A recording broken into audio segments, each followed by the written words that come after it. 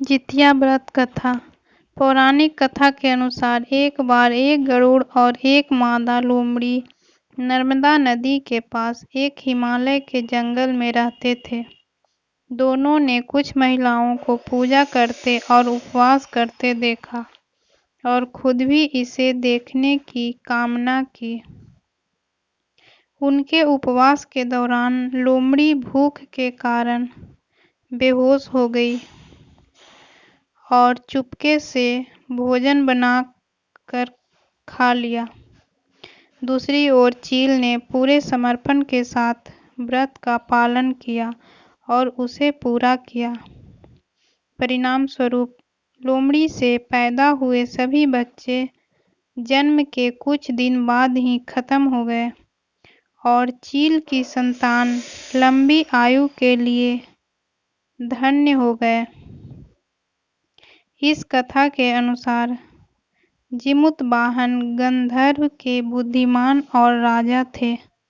जिमुतवाहन शासक बनने से संतुष्ट नहीं थे और परिणाम स्वरूप उन्होंने अपने भाइयों को अपने राज्य की सभी जिम्मेदारियां दी और अपने पिता की सेवा के लिए जंगल में चले गए। एक दिन जंगल में भटकते हुए उन्हें एक बुढ़िया विलाप करती हुई मिलती है। उन्होंने बुढ़िया से रोने का कारण पूछा। इस पर उसने उसे बताया कि वह सांप के परिवार से है और उसका एक ही बेटा है।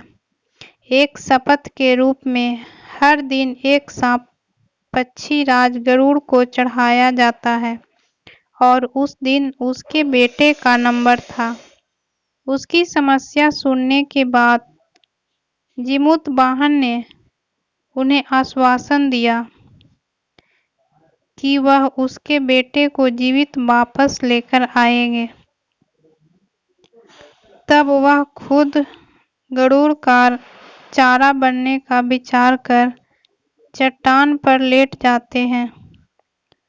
तब गरुड़ आता है और अपनी अंगुलियों से लाल कपड़े से ढके हुए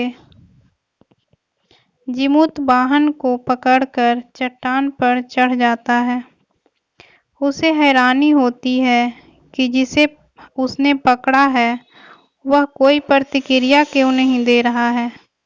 तब वह जिमुतवाहन से उनके बारे में पूछता है।